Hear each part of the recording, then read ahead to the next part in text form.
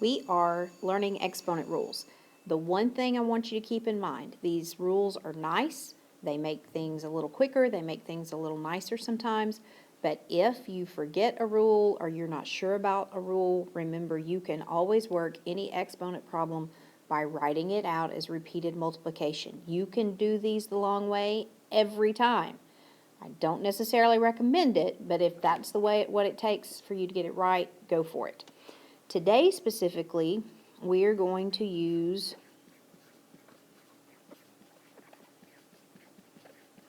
properties of exponents involving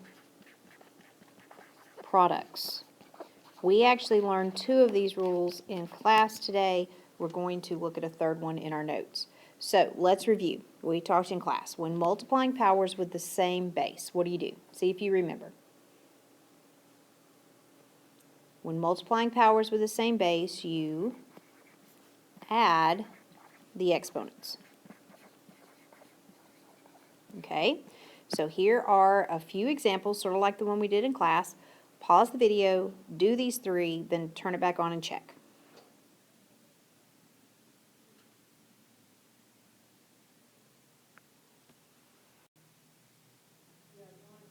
A squared times a cubed is a to the 5th. 5 to the 6th times 5 to the 3rd is 5 to the 9th.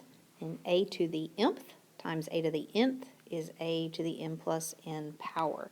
Remember here, the base doesn't change. That's important. Okay? All right, now let's review our second rule. When you are raising a power to a power to a power, what do you do to the exponents?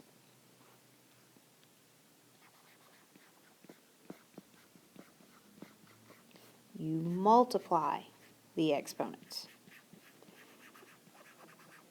It might help to keep in mind that the exponents are always a step behind us. We are multiplying, the exponents are adding. We are doing a power, the exponents are multiplying. They are never doing what we're doing, they're always one step behind us. So take a minute, look at these 3 that look similar to ones we did in class, try them, and then check your work.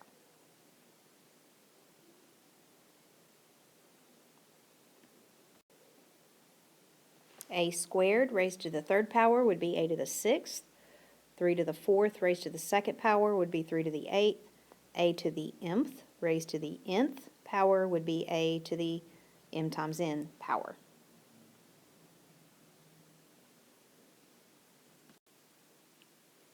All right, here's the new rule. We have a product, this is a times b, raised to a power. So this is a product raised to a power. Something multiplied, that's important, raised to an exponent. Well, we're going to start this sort of like we looked at the ones in class. We're going to do repeated multiplication.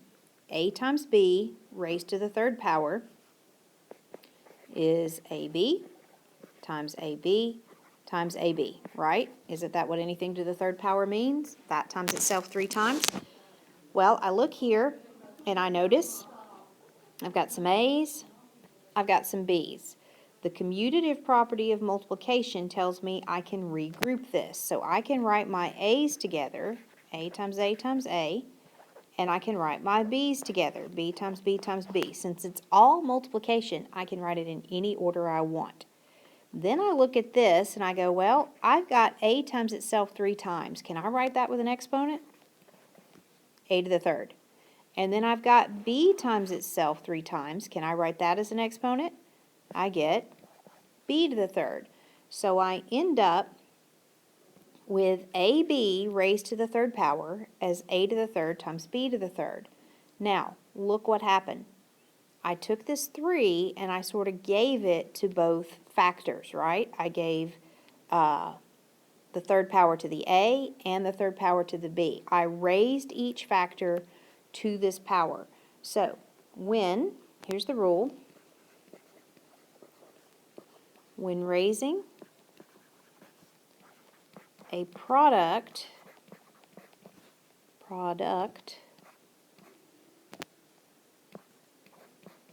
to a power, you raise each factor to the power.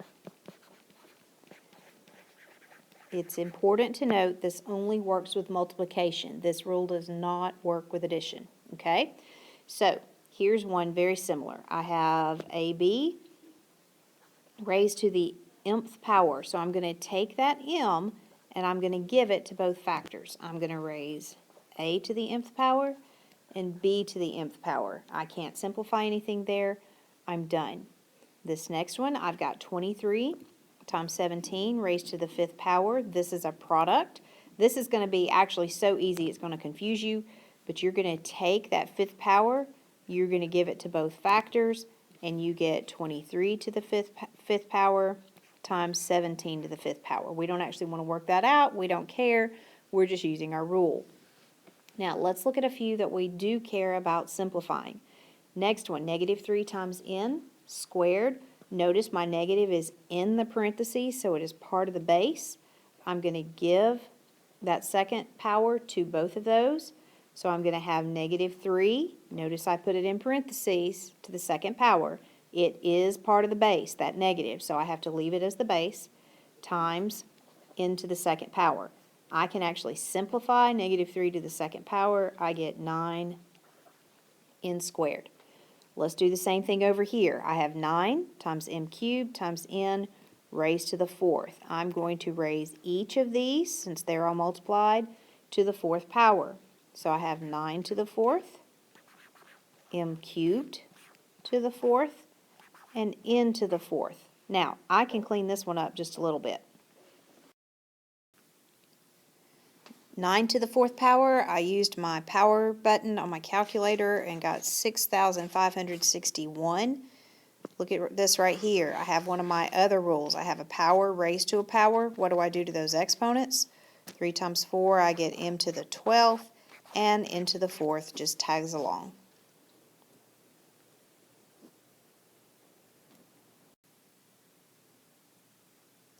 The real reason we learn all the separate little rules is to put them all together. So you have to take these one step at a time, be careful, pay attention to what's going on, and come up with a nice, simple answer.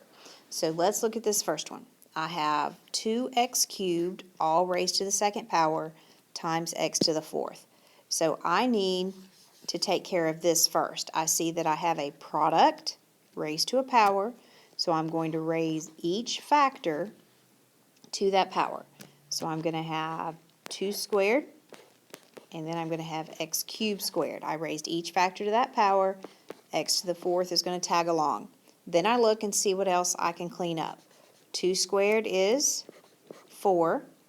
Here I have a power raised to a power. When they're side by side like that, you multiply the powers. So I get x to the 6th times x to the 4th. Then I look one more time. I can't do anything with the 4, so I'm just going to copy it. But here, x to the 6th times x to the 4th, I'm multiplying with the same base, so what do I do to the exponents? I add them. So this is going to be x to the 10th.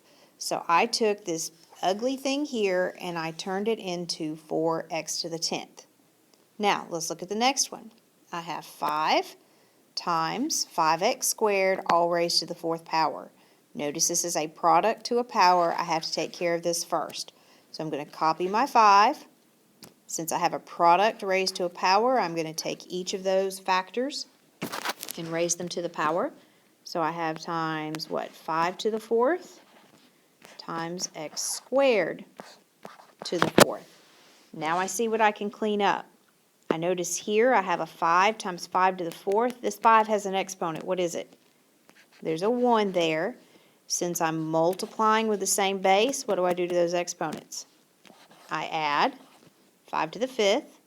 Here I have a power raised to a power. When a power is raised to a power, what do you do to the exponents? You multiply. Now I'm going to do 5 to the 5th. Going to use my power key on my calculator. And I get 3,125 x to the 8th. So you try these two down here, then turn the video back on, check your work, make sure you understand where each step came from.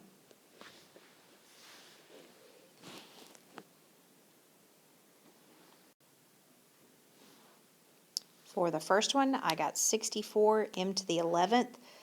Should have been pretty straightforward. Just notice that since the negative was in parentheses, I was part of my base, so the negative times the negative became a positive.